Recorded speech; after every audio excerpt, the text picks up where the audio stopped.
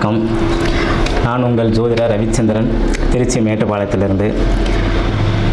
புரட்டாசி மாத ராசி பலன் எப்படி இருக்கும் 2025 வருஷம், இந்த புரட்டாசி மாதம் 12 ராசிக்கும் எப்படி இருக்கும் அப்படிங்கிற ஒரு விஷயத்தை இந்த வீடியோ வாயிலாக உங்கள்கிட்ட நான் ஷேர் பண்ணிக்கிறேன். என்ன சார் எல்லோரும் தான் ராசி பலன் சொல்கிறாங்க, மாத பலன் சொல்கிறாங்க, நீங்கள் என்ன சார் அப்படி வித்தியாசமாக சொல்ல போகிறீங்க அப்படின்னா, எல்லாருமே சொல்கிறதுக்கும் நம்ம சொல்கிறதுக்கும் ஒரு சின்ன வித்தியாசம் இருக்கும்.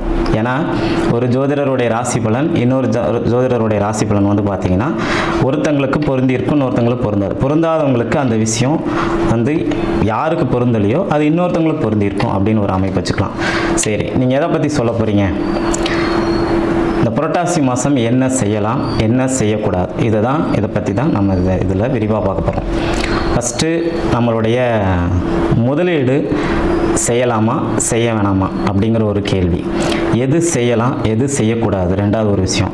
அப்பா அம்மாவுக்கு எப்படி இருக்கும், அதே மாதிரி எந்த கோயிலுக்கு போய் வழிபாடு செஞ்சால் நமக்கு நன்மையை தரும், யாருக்கு திருமணம் கைகூடும், அதே மாதிரி யாருக்கு காதல் வந்து சக்ஸஸ் ஆகும், காதலால் பிரச்சனை இல்லாமல் வாழ்க்கையில் செட்டில் ஆகக்கூடிய அமைப்பு இருக்கும் அப்படின்னு, கடன் யாருக்கு தீரும், அதே மாதிரி ஒரு மருத்துவ சிகிச்சை எடுத்துகிட்ருக்குறோம், இது எங்களுக்கு வந்து இந்த ட்ரீட்மெண்ட் எப்போ வந்து முடியும் அல்லது கட்டுக்குள்ளார இருக்கும், எப்போது சரியாகும் அப்படிங்கிற ஒரு அமைப்பு, வீடு யாருக்கு அமையும் அப்படின்னு பலதரப்பட்ட கேள்விகள் நம்ம இந்த ராசி பலனில் வந்து பார்க்க போகிறோம். மீனராசி ஆன்மீக அன்பர்களே, உங்களுக்கு இந்த புரட்டாசி மாதம் எப்படி இருக்கும், எது செய்யலாம் எது செய்யக்கூடாது, அதே மாதிரி பார்த்திங்கன்னா எதில் முதலீடு செய்யலாம் எதில் முதலீடு செய்யக்கூடாது, எந்த தெய்வங்களை வணங்கலாம், தொழில் எப்படி இருக்கும், அந்த காதல் சார்ந்த விஷயங்கள் எப்படி இருக்கும், திருமணம் யாருக்கு அமையும் அப்படிங்கிற ஒரு விஷயத்தை தான் இந்த வீடியோவில் பார்க்க போகிறோம். நல்லா பார்த்துங்க. ஃபஸ்ட்டு வந்து பார்த்திங்கன்னா உங்களுடைய தொழில் பார்த்துக்கலாம். உங்களுடைய ராசியிலேயே புரட்டாசி மாதத்தில் பிறந்த மீனராசிக்காரங்களே, உங்களுடைய ராசியிலே சனி பகவான் இருக்கிறார். உங்களுடைய ராசியில் சனி பகவான் இருக்கும்போது ஒரு முடிவுகளை எடுக்க தடுமாறுவீங்க, சரிங்களா? அதே மாதிரி அவசரப்பட்டு ஒரு விஷயத்தை செஞ்சுட்டு பின்னாடி உட்காந்து வருத்தப்படுவீங்க. இந்த ரெண்டு வேலையும் கொஞ்சம் நீங்கள் நிதானிக்கணும். முடிவுகளை எடுக்க தாமதிக்க வேண்டாம், ஓகேங்களா? அதே நேரத்தில் டக்குன்னு ஒரு முடிவு எடுக்க வேண்டாம். இதற்கும் அதற்கும் நடுப்புற ஒரு விஷயத்தை ஒரு அவசரப்பட்டு ஒரு முடிவு எடுத்திங்கன்னா பதறிய காரியம் சிதறி போகும் அப்படிங்கிறது இந்த மீனராசிக்காரங்களுக்கு இப்போ அது ஆப்டாக இருக்கும். ஏன்னா உங்கள் ராசிக்குள்ளாரையே சனி பகவான் இருக்கிறார், ஜென்மத்திலே சனி இருக்கிறார், ஓகேங்களா?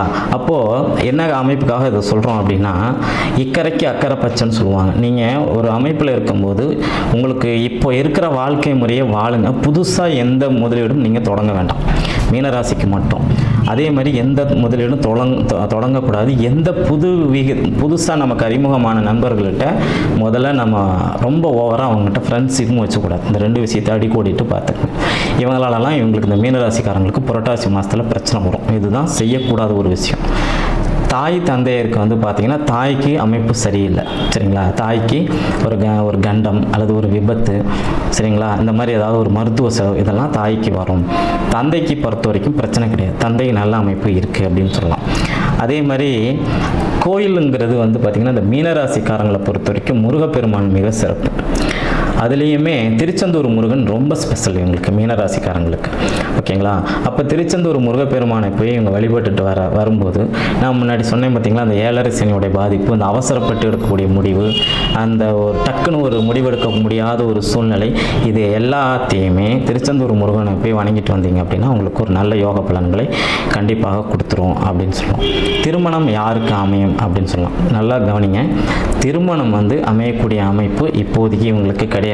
ஆனால் 2026 வருஷம் இந்த மீனராசிக்காரங்களுக்கு புரட்டாசி மாதத்தில் பிறந்தவங்களுக்கு 2026 வருஷம் திருமணம் அமையும். இந்த வருஷம் இல்லை, புரட்டாசி மாதத்தில் இல்லை அப்படின்னு சொல்லலாம்.